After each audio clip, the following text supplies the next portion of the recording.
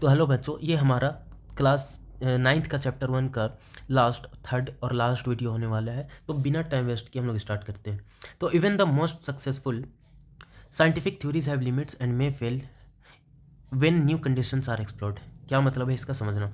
जैसे कि मान लो कि हम लोगों को पता है, मैंने तुम्हें पिछले क्लास में एक्सप्लेन किया कि कभी भी अगर मैग्नेटिक कंपास नीडल को रेस्ट पोजीशन में कभी भी अर्थ के सरफेस पे कहीं पर भी रखो, तो उसका नीडल, उसका कंपास का नीडल जो है एरो, वो एक डायरेक्शन में पॉइंट होता है और वो फिक्स्ड होता है, वो मूव नहीं करता। तो इससे हम लोग क्या कंक्लूड किए थे कि ज़रूर अर्थ के अंदर में ज़रूर एक मैग्नेट है जिसका साउथ पोल इस डायरेक्शन में है, ताकि इसी रीज़न से ये नॉर्थ पोल इससे अट्रैक्टेड है और उस डायरेक्शन में घूमा हुआ है। तो इस चीज़ से ये कंक्लूड किया कि ज़रूर अर्थ के अंदर में एक मैग्नेट है या अर्थ एक मैग्नेट की तरह काम करता है। ये हम लोग कंक्लूजन निकाले थे, लेकिन इस चीज़ का कोई प्रूफ नहीं था, इस चीज़ का कोई फॉर्मूला नहीं था F equal to M A इस टाइप का, या P equal to pressure equal to force by area, ऐसा कोई फॉर्मूला नहीं था, इसलिए ये कोई लॉ नहीं था। ठीक है, तो इसलिए ये क्या था, एक थ्योरी था। ठीक, बट इस चीज़ का अगर मान लो कल के डेट में तुम साइंटिस्ट बन जाते हो और तुम एक्सप्लेन कर देते हो कि क्यों नॉर्थ जो ये जो नॉर्थ पोल है इस कंपास निडल का, वो नॉर्थ इस डायरेक्शन में क्यों पॉइंट करता है, इस चीज़ का अगर तुम बेटर एक्सप्लेनेशन दे दोगे, इससे बेटर जो मैंने अभी तुम्हें समझाया जो हमें पता है वो, तो क्या किया जाएगा कि ये जो थ्योरी है कि अर्थ को मैग्नेट माना जाता है या अर्थ के अंदर एक मैग्नेट है ये माना जाता है, ये वाला थ्योरी को गलत साबित किया जाएगा, माना जाएगा, और तुम्हारे एक्सप्लेनेशन को सही मान लिया जाएगा अगर तुम बेटर एक्सप्लेनेशन दोगे तो। मतलब यही यहाँ कह रहा कि even the most successful scientific theories, जो थ्योरी आज के डेट में हमारे पास है ये, वो भी गलत हो सकते हैं अगर नया कंडीशन या नया एक्सप्लेनेशन इस चीज़ का दे दिया जाए तो। आगे समझो, when measurements become more precise, मतलब मेजरमेंट अगर ज़्यादा प्रिसाइज एक्यूरेट हो जाए, जो नया दिया गया एक्सप्लेनेशन वो, तो पीछे वाले को नकार दिया जाएगा, रिजेक्ट कर दिया जाएगा। Such failures are not a weakness of science, in fact they are its greatest strength. तो ऐसा जो ये जो चीज़ है कि फेलियर मान लिया जाएगा प्री एग्जिस्टिंग, पहले से एग्जिस्ट करने वाले थ्योरी को जो गलत मान लिया जाएगा, तो ये कोई कमज़ोरी नहीं है साइंस का, बल्कि ये क्या है, ये इसका ग्रेटेस्ट स्ट्रेंथ है। रीज़न क्या है, एक्सप्लेनेशन इस चीज़ का है क्या है, समझो। जैसे कि मान लो कि तुम्हारे पास में पहले से कोई थ्योरी है जो तुम्हें पढ़ाया गया, अच्छा, तो वो थ्योरी को अगर मान लो कल के डेट में कोई और एक इंसान आके उस चीज़ का कमी निकाल के और उससे better explanation they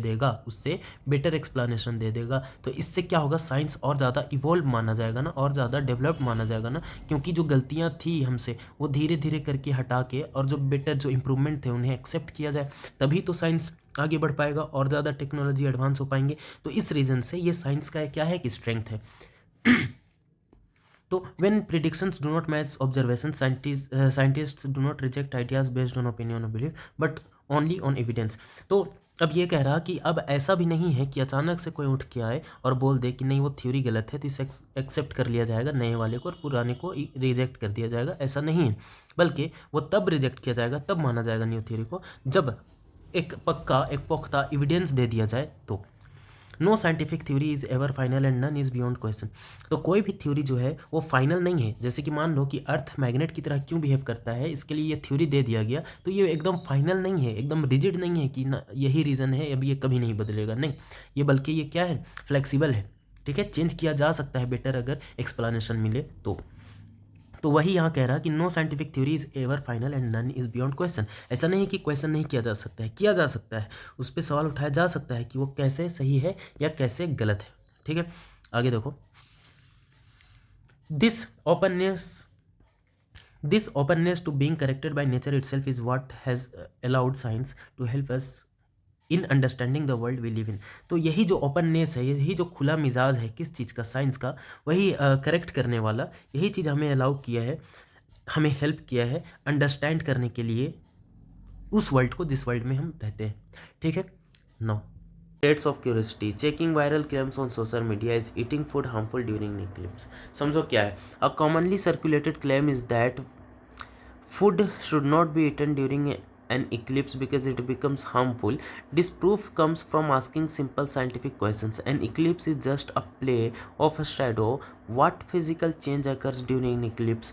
Does temperature change significantly? Does food go bad if it is left in a shadow? You will conclude that no physical, chemical or biological mechanism supports such a claim। समझो क्या है ऐसा माना जाता है, ऐसा कहा जाता है, ये एक अंधविश्वास है, ये एक सुपरस्टिशन है कि जब ग्रहण लगा हुआ हो, सूरज ये ग्रहण लगा हुआ है, तुम देख सकते हो डायग्राम में, तो जब ग्रहण लगा हुआ हो तो उस टाइम पर जो खाना वगैरह होता है वो ख़राब हो जाता है, उसे नहीं खाना चाहिए। यहाँ लिखा है कि food should not be eaten during an eclipse because it becomes harmful, वो हार्मफुल हो जाता है तो नहीं खाना चाहिए। तो इस बात को प्रूव किया जा रहा है यहाँ कि ये एक अंधविश्वास है, ऐसा कोई बात नहीं है। ग्रहण लगे ना लगे, चांद का ग्रहण लगे, सूरज का ग्रहण लगे, कोई दिक्कत नहीं है, दोनों सिचुएशन में तुम खाना खा सकते हो नॉर्मल। इस चीज़ को यहाँ साबित किया जा रहा है थ्योरेटिकली। समझो कैसे, बताओ ग्रहण है ही क्या एक्चुअली में। अगर सूरज और अर्थ के बीच में, सन और अर्थ के बीच में, अगर मून क्या आ जाए, बीच में मून आ जाए तो ही तो सोलर इक्लिप्स हो जाता है ना। तभी तो ग्रहण लग गया हम लोग बोलते हैं ना। तो एक बात बताओ, ध्यान से समझो, यहाँ पर मैं तुम खुद समझो, ये जो बात यहाँ ये कह रहा क्या कह रहा समझो। मान लो यहाँ सन है और यहाँ पर मैं तुम्हारा सिर्फ नहीं, हम सबका अर्थ है, और बीच में यहाँ मून आ गया। तो अब तुम समझो बाकी नॉर्मल डेज में क्या हुआ। बाकी नॉर्मल डेज में यहाँ पर मैं कुछ नहीं था, सन का रेज आ रहा था अर्थ तक, ठीक है। अब समझो क्या हुआ कि अब बीच में कौन आ गया यहाँ पर, सिंपली यहाँ पर मैं तुम्हारा यहाँ मून आ गया, तुम समझो, ठीक है। हाँ, तुम यहाँ समझो, जब यहाँ मून आ गया तो क्या ब्लंडर यहाँ हो गया ज़्यादा से ज़्यादा, ये मून आकर के इस लाइट रेस को जो सन से अर्थ तक आ रहे थे इन्हें आने से रोक दिया। मतलब इस रीजन में लाइट नहीं आ पाया और यहाँ अंधेरा छा गया, बस इतना ही सा तो बात है। ये चीज़ तो रोज़ तुम्हारे साथ होता है। मान लो ये अर्थ है, तुम यहाँ घर बनाए हुए हो, तो यहाँ बगल में कोई पेड़ भी तो होता है जहाँ से तुम्हें वो सूरज का रोशनी नहीं मिल पाता, छाँव हो जाता है। बहुत सारे रीज़न से तुम्हारे घर में छाँव होता है ना। तो वो छाँव और यहाँ बना मून के चलते छाँव में क्या डिफरेंस है। साइंस के हिसाब से सोचो, शैडो क्यों बनता है, जब लाइट के रास्ते में कोई ऑब्जेक्ट आ जाए तो वो लाइट वहाँ उस ऑब्जेक्ट के सरफेस पे नहीं जा पाता तो शैडो बनता है। सिंपल सी बात, ये तो मून करे या कोई भी दूसरा तीसरा ऑब्जेक्ट करे, बात तो सेम है। तो क्या हर किसी ऑब्जेक्ट का छाया जब तुम्हारे खाने पे पड़ता है तो तुम खाना बंद कर देते हो क्या? सच सच बताओ, बंद करते हो? नहीं ना, तुम खाते हो ना। तो चांद जैसा चीज़ में अगर वो छाया दे दिया तुम्हें तो खाना अपशगुन कैसे हुआ, खाना बेकार कैसे हुआ, बर्बाद, हार्मफुल कैसे हुआ, बताओ। यही जवाब तुम दो और यही तुम्हें जवाब मिल गया, साइंटिफिक एक्सप्लेनेशन ऑफ वाई, ठीक है, of what makes it superstition, ठीक है, believing that food gets harmful when kept during solar eclipse or when eaten during solar eclipse। तो मैंने तुम्हें समझा दिया, अब आगे तुम आओ। As you continue your journey through science in grade 9 and 10, you will gradually develop habits of thinking that are useful far beyond the classroom. A helpful strategy to first understand the situation being studied, then identify the quantities that matter, and finally make a rough estimate to check whether an answer makes sense. Exact values are not always necessary, especially in the early stages of reasoning. Often an approximate estimate is enough to tell us whether a result is reasonable or impossible. Learning to estimate helps you build intuition, detect errors, and develop confidence in your thinking. Science values careful reasoning perhaps much more than accurate calculations. अब यहाँ पर समझो, पहले तो कुछ words हैं, इनके meaning जल्दी से समझो। इंट्यूशन का मतलब होता है अंतर्ज्ञान। इंट्यूशन मतलब अंतर्ज्ञान मतलब तुम्हारे अंदर से जो आवाज़ आ रहा है, अंदर की जो आवाज़ है, अंदर का जो ज्ञान है, तुम्हारा जो इंस्टिंक्ट है, जो तुम्हें लगता है कि ऐसा है, जो अंदर से आवाज़ आता है, उसे तुम्हारा इंट्यूशन कहते हैं। तो इस पैराग्राफ में ये तुम्हें क्या बताया जा रहा है, ध्यान से समझना कि जैसे जैसे तुम क्लास 9th और 10th के साइंस बुक्स पढ़ोगे, तुम्हें आदत हो जाएगा, तुम आदी हो जाओगे कि तुम क्या कर पाओ, कि तुम थिंकिंग कर पाओ बियॉन्ड क्लासरूम, क्लास से बाहर निकल करके, क्लास से बाहर फिजिकली नहीं, क्लास से बाहर मेंटली निकल करके तुम थिंकिंग कर पाओगे, तुम क्रिटिकल थिंकिंग कर पाओगे, तुम गहराई में चीज़ों को सोच पाओगे, क्या और क्यों का जवाब तुम ढूंढने की कोशिश करने लग जाओगे। ये कह रहा है यहाँ कि यू विल ग्रेजुअली, धीरे धीरे, develop habits of thinking that are useful far beyond the classroom.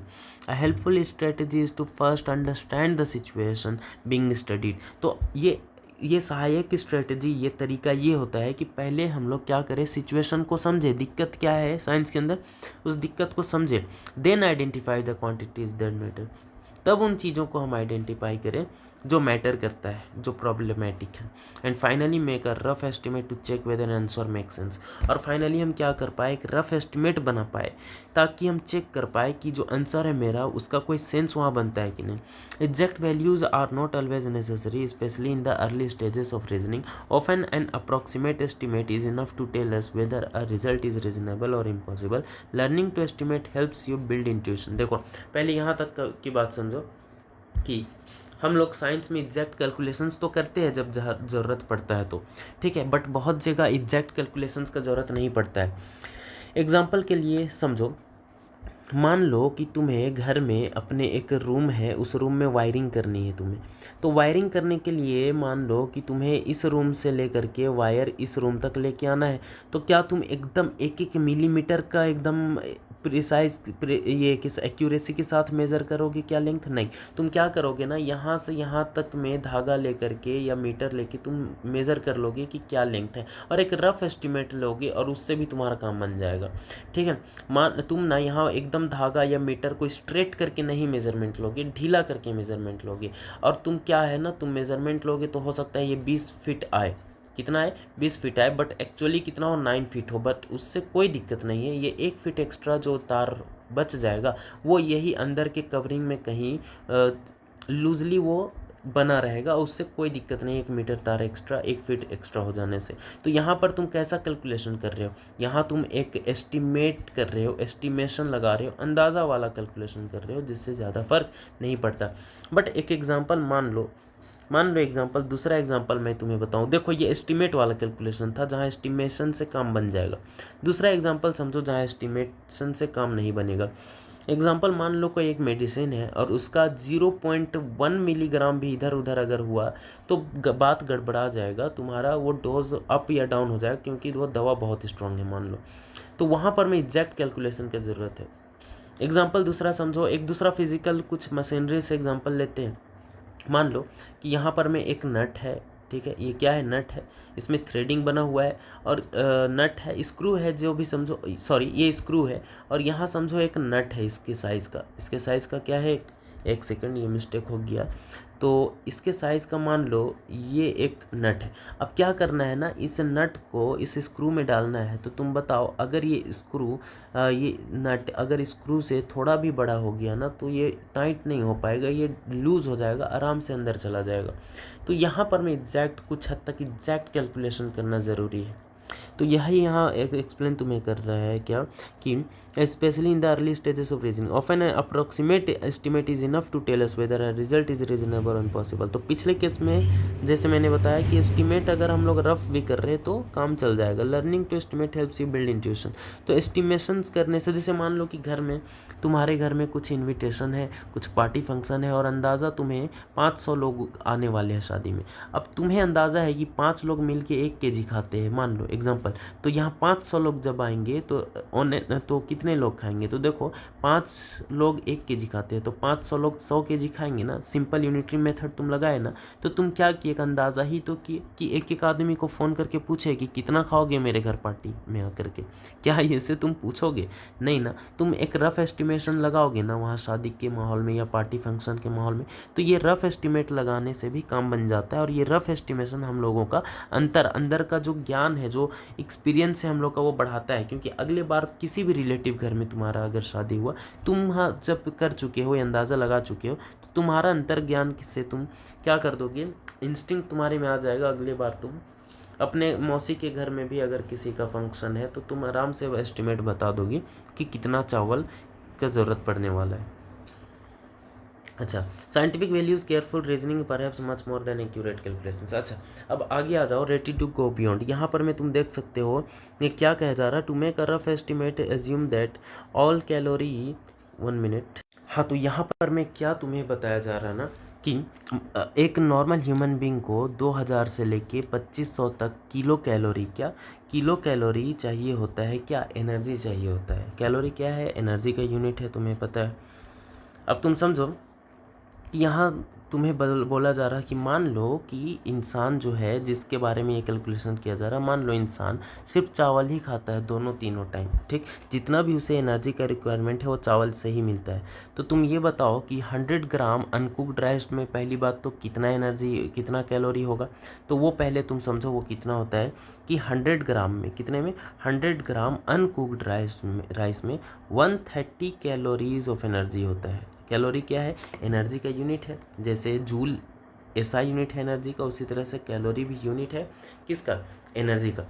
तो 100 ग्राम में तो पहली बात 130 होता है कैलोरीज ऑफ एनर्जी।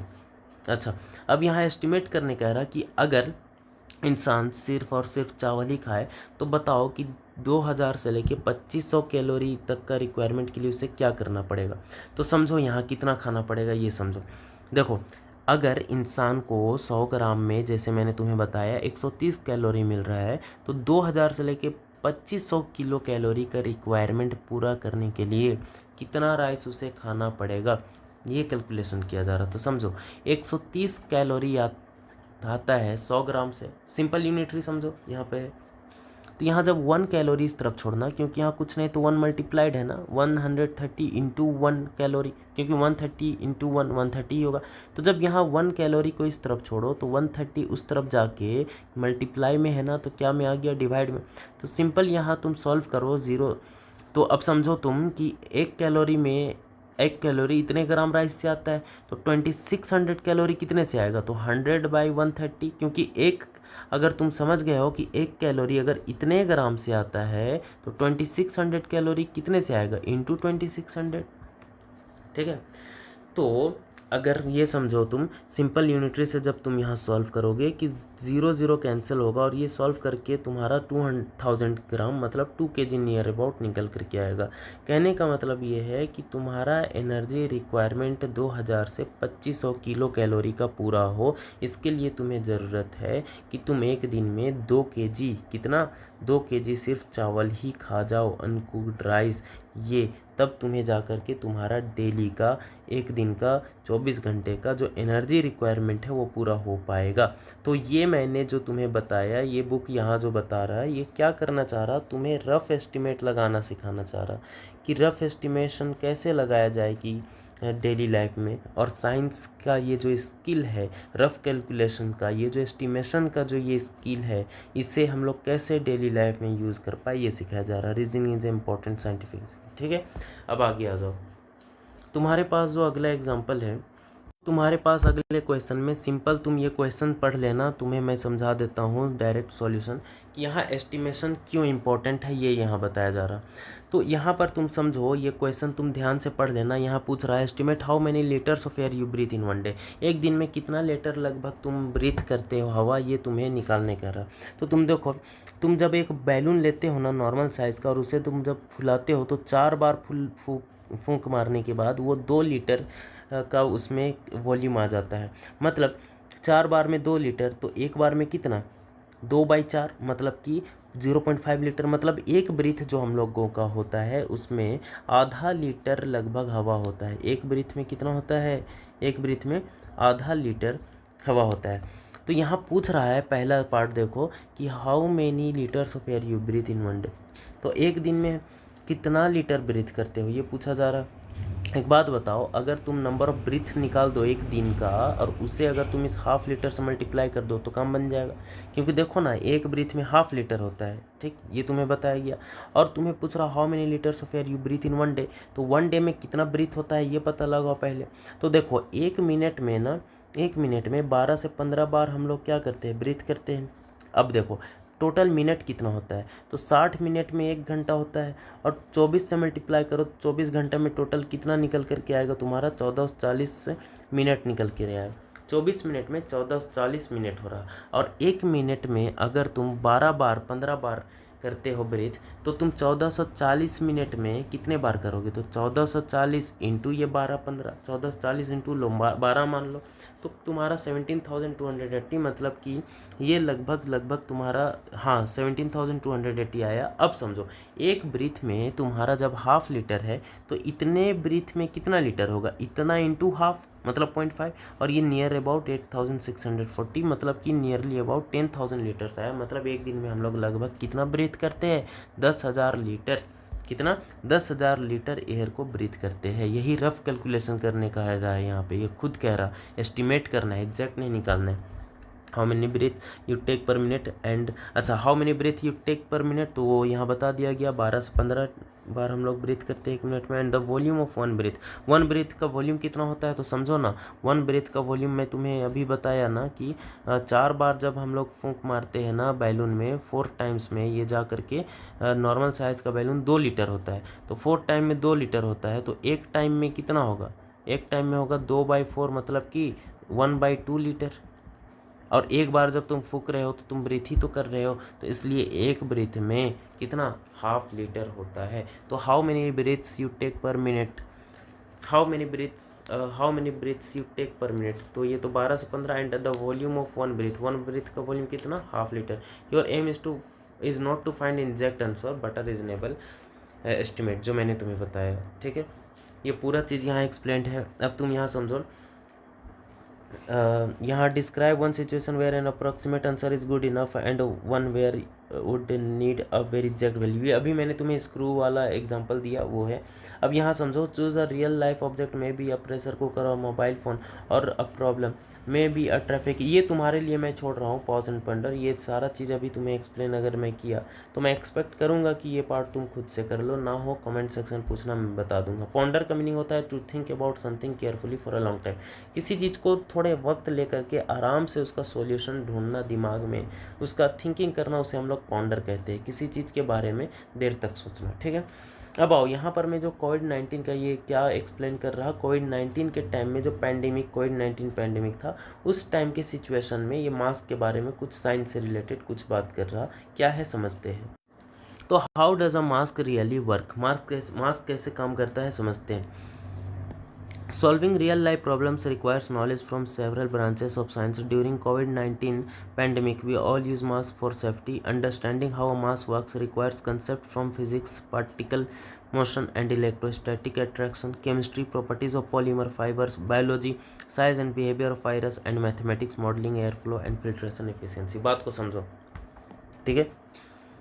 भले तुम्हें क्लासेस अलग अलग क्लासेस में या किसी भी क्लासेस में मैथ्स अलग से पढ़ाया जाता है, साइंस अलग, साइंस में भी फिज़िक्स अलग पढ़ाया जाता है, केमिस्ट्री अलग से प्रोसेसेस पढ़ाए जाते हैं, फिनोमेना सारा चीज़ पढ़ाया जाता है, बायो अलग से, बट नेचर में रियल लाइफ में ये अलग अलग काम नहीं करते हैं, ये एक साथ काम करते हैं। एग्जाम्पल से समझो, मान लो ये ह्यूमन बॉडी है, तो ह्यूमन बॉडी में तुम्हें पता है कि बायो तो चल ही रहा है, क्योंकि बायो में जो चीज़ तुम पढ़ते हो सब तो हो ही रहा है, जो भी चीज़ है, न्यूट्रिशन हो गया, लाइफ प्रोसेस हो गया, तुम्हारा जितना भी चीज़ है, ठीक है, मान लो कि ब्रीदिंग हो गया, रेस्पिरेशन हो गया, तो ये सारा चीज़ बॉडी के अंदर हो रहा, तो ये तो तुम्हारा बायो है, ठीक।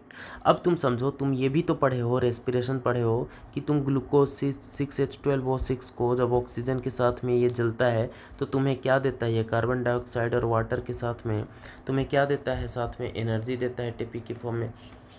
तो मैं कहना ये चाह रहा हूँ कि क्या ये वाला चीज़ सेल के अंदर, क्या ये तुम्हारा सेल के अंदर ये मेटाबॉलिज्म नहीं होता है, क्या होता है ना, माइटोकॉन्ड्रिया में ये भी चीज़ होता है ना, आधा प्रोसेस साइटोप्लाज्म, बाकी प्रोसेस माइटोकॉन्ड्रिया में, ये भी तो साथ साथ होता है। तो बताओ क्या ये केमिस्ट्री नहीं है, बोलो है कि नहीं है, केमिस्ट्री है कि नहीं, केमिस्ट्री है। तो देखो यहाँ बायो भी चला, केमिस्ट्री भी चला। अब एक बात बताओ, जब तुम भी चलने लग जाओगे, तो जब तुम चलोगे तो क्या वहाँ तुम चलोगे फ्रिक्शन के चलते, नहीं चल, फ्रिक्शन ही के चलते तो चल पा रहे हो। तो जब तुम चल रहे हो, तुम्हारा बॉडी चल रहा, तो वहाँ फ्रिक्शन मतलब फिजिक्स भी काम कर रहा, ठीक है। तुम चल रहे हो तो वहाँ पर मैं तुम्हारा मैथ्स भी काम कर रहा है, ठीक है, किसी ना किसी तरह से, अचानक से दिमाग में नहीं आ रहा, पर तुम ऐसे समझो, एक ऑब्जेक्ट में एक टाइम पर फिजिक्स, केमिस्ट्री, बायो, मैथ सारा चीज़ एक्ट करता है।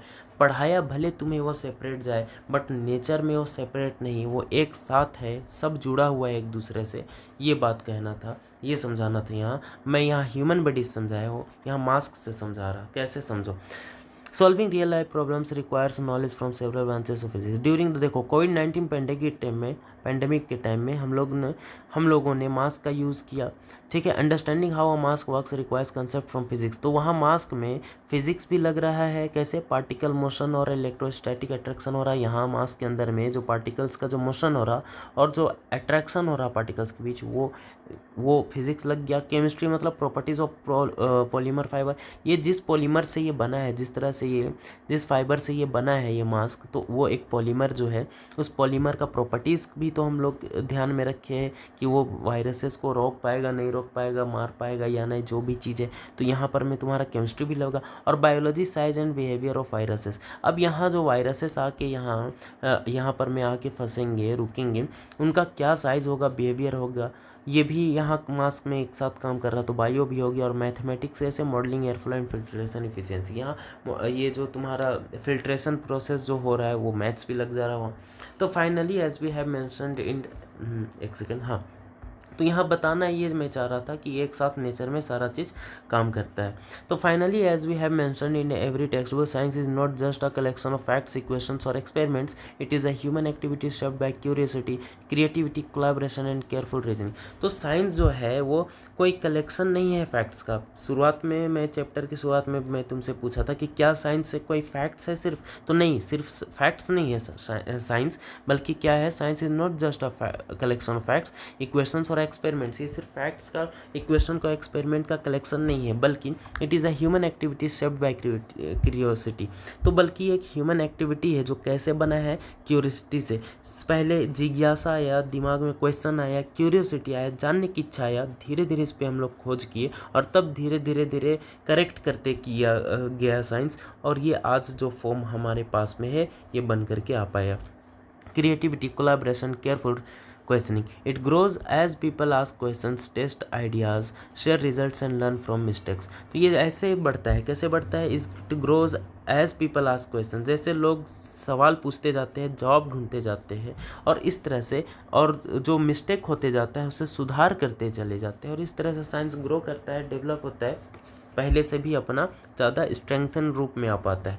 Science develops over time through the work of many individuals across different cultures and generations. तो तुम देखो ना कि एक एटम का स्ट्रक्चर को तो हम 3-4 साइंटिस्ट का एक सीक्वेंस में वो लोग आए और करेक्ट करते चले गए। पीरियोडिक टेबल को लाइन से साइंटिस्ट आए, करेक्ट करते चले गए। एटम के स्ट्रक्चर को लाइन से करेक्ट करते चले गए। हर फील्ड में साइंटिस्ट के अलग अलग वक्त पर अलग अलग साइंटिस्ट आए, चीज़ों को करेक्ट करते गए हैं, मिस्टेक्स ढूंढते गए और उसे एडवांस फॉर्म उनका देते गए। It grows as people ask question test. अच्छा, यहाँ science develops over time through the work of many individuals across different cultures and generation, जो मैंने अभी तुम्हें बताया। Even if you do not choose to study science beyond grade 10, scientific thinking will be very important in whatever you do. तो भले ही तुम 10th के बाद साइंस ना लो, कॉमर्स लो या आर्ट्स लो, लेकिन उसके बावजूद जो साइंस पढ़ने के बाद में अभी जो तुम पढ़ोगे 9th-10th, ये पढ़ने के बाद जो तुम्हारा माइंड में जो चेंजेस आएगा, तुम्हारे थिंकिंग एबिलिटी में जो चेंजेस आएगा, जिस तरह से तुम साइंटिफिक वे में थिंक कर पाओगे, सोच पाओगे चीज़ों को, वो डेली लाइफ के तुम्हारे सिचुएशंस को, तुम्हारे परेशानियों को उसी तरह से हेल्प करेगा, सॉल्व करने में हेल्प करेगा, क्योंकि तुम साइंस के हिसाब से चीज़ों को सोचोगे, उनके सॉल्यूशंस ढूंढने की कोशिश करोगे। It helps you understand the technology that surrounds you and helps you evaluate the information critically and make sense of the world you live in. As you begin this stage of exploration, science invites you not only to learn about the world but also to learn how we are trying to understand it. तो जैसे जैसे तुम इस stage में exploration में आओगे, curiosity stage जो पहले होता था वहाँ से एक्सप्लोरेशन में आओगे, साइंस तुम्हें इनवाइट करेगा सिर्फ नई चीज़ों को सीखने के लिए नहीं, बल्कि वो चीज़ें कैसे होते हैं, ठीक है, we are trying to understand it, हम लोग कैसे उन्हें समझने की कोशिश कर रहे हैं, वो चीज़ें कैसे होती हैं, ये समझने की भी ये भी तुम सीखोगे, ये भी तुम्हें जानने के लिए मिलेगा। इम्बार्क का मीनिंग होता है किसी जर्नी को, किसी नए सफ़र का आगाज़ करना, शुरुआत करना, उसे इम्बार्क कहते हैं। Embark on your journey, generally यही यूज़ होता है एक्सप्रेशन, ये phrase. Embark on your journey of discovery, looking carefully through the magnifying glass of evidence and guided by the compass of curiosity. Happy exploring. तो अब तुम चल पड़ो आगाज़ करो एक नए सफ़र का, जर्नी का। किस चीज़ का जर्नी का? डिस्कवरी करने वाला, क्योंकि चैप्टर बुक का ही नाम है एक्सप्लोरेशन। तो एक्सप्लोर करने का, डिस्कवर करने का। Looking carefully through the magnifying glass of evidence. तो जो हर पेज में मैंने तुम्हें बताया कि ये मैग्नीफाइंग ग्लास दिया हुआ है, तो इस मैग्नीफाइंग ग्लास का यूज़ करते हुए, looking carefully through the magnifying glass, इस मैग्नीफाइंग ग्लास का यूज़ करते हुए केयरफुली देखते चलो, चीज़ों को देखो, ऑब्जर्व करो और सवाल ढूंढो उनमें। Looking carefully through the magnifying glass of evidence and guided by the compass of curiosity. और जहाँ तुम्हें कोई तकलीफ होगा, तुम्हें कांटे चुभेंगे, जहाँ तुम डिस्ट्रैक्ट होगे, ये जो मैग्नेटिक, ये जो कंपास निडल है, ठीक है, ये तुम्हें डायरेक्शन देगा, ये तुम्हें रास्ता दिखाएगा कि क्या सही तरीका होगा तुम्हें पढ़ने का। अच्छा, इनफैक्ट आज मैं ये कंपास निडल का भी बात मैंने तुम्हारे सामने आज किया, मैग्नेटिक इफेक्ट ऑफ जो अर्थ का मैग्नेट के जैसा बिहेव करना, जो एग्जांपल मैं तुम्हारे पास रखा था वो समझाने के लिए। तो यहाँ पर मैं अब लास्ट में चैप्टर एंड करता है ये लिख करके, हैप्पी एक्सप्लोरिंग, मतलब एक्सप्लोर करते रहो, ठीक है। अब एक दो वर्ड सिर्फ तुम समझ लो यहाँ क्या मैंने जो लिखा है यहाँ, कि all three branches of science, physics, chemistry and biology are interconnected. जो मैंने तुम्हें बताया कि चीज़ें भले अलग पढ़ाई जाती हैं, बट ये सारी चीज़ें आपस में इंटरकनेक्टेड है, ठीक है। वो मास्क जो एग्जांपल ऊपर दिया है उसमें फिजिक्स, केमिस्ट्री, बायो एक साथ अप्लाई हो रहा, कैसे, तो ये मैंने तुम्हें बता चुका। तो आई होप अब ये पूरा चैप्टर तुम्हें समझ आया होगा, और तुम अब सिर्फ मेरे में डिपेंड नहीं होगे, तुम चैप्टर को लाइन बाय लाइन खुद से भी समझोगे, और फिर कहीं से भी क्वेश्चन आए तुम उसे कर पाओगे। इस लेवल का तैयारी की उम्मीद मैं तुमसे करता हूँ। तो मिलते हैं हम लोग अगले चैप्टर में, इसी तरीके से अपने जर्नी को हम लोग कंटिन्यू रखेंगे अगले चैप्टर में, साइंस के और मैथ्स के। तब तक के लिए वर्क हार्ड, टेक केयर।